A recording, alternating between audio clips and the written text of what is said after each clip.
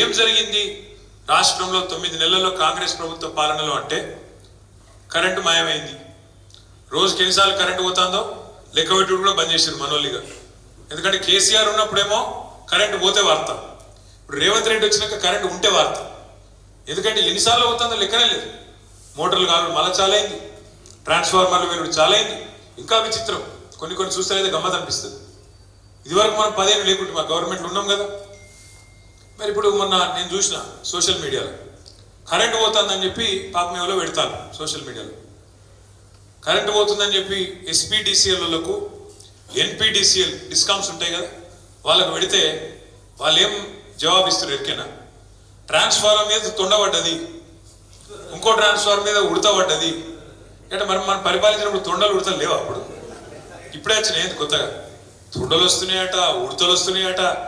ఇక ఊసర వెల్లులు మరి రాజ్యం నడిపితే ఖచ్చితంగా తొండలు ఉడతలు వస్తాయి. వాటి వల్ల ఇలా కరెంటు పోతుందట.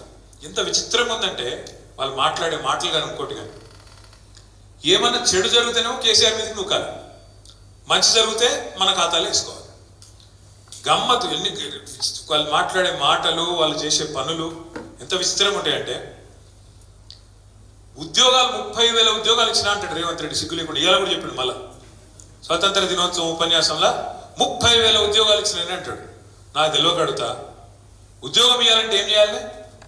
మొదలు నోటిఫికేషన్ ఇవ్వాలి, అటెంక పరీక్ష పెట్టాలి, పరీక్ష పాస్ అయినాక మళ్ళీ అవసరమైతే ఇంటర్వ్యూ పెట్టాలి. ఈ 3 అయినాకనే కదా ఉద్యోగం ఇచ్చేది. కానీ రేవంత్ రెడ్డి ఎంత అద్భుతం అంటే ఆయన పరిపాలన, ఒక్క నోటిఫికేషన్ ఇవ్వలే, ఒక్క పరీక్ష పెట్టలే, ఒక్క ఇంటర్వ్యూ చేయలే, కానీ 30,000 ఉద్యోగాలు ఇచ్చినా అని ఉదర కొడుతూనే ఉన్నాడు. లగ్గం కాలే, సంసారం చేయలే, కానీ పిల్లలు పుట్టినట్టు. ఎట్లా నమ్మాలి ఇది?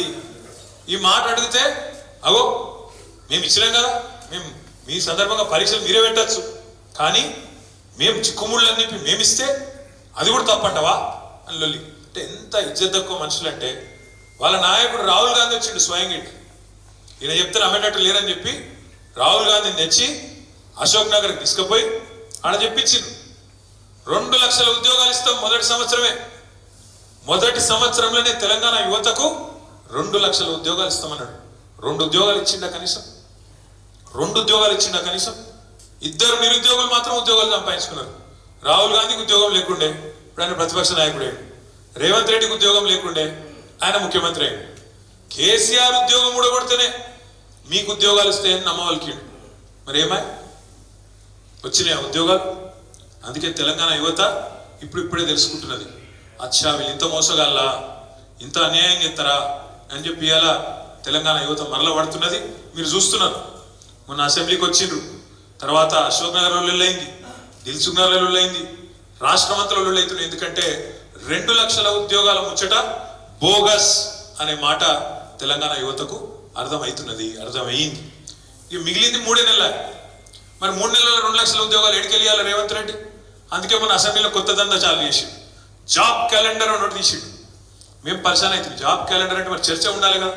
2 లక్షల ఉద్యోగాల సంగతి ఏంటంటే ఆయనతో బట్టి గారు లేచిండు, ఏదో చదివిండు, అవతల పడ్డాడు. తర్వాత మేము చూసినాం ఏదా ఈ జాబ్ క్యాలెండర్ అంటే, ఇప్పుడు మీరు మైసూర్ బజ్జీ తిన్నారా ఎప్పుడైనా?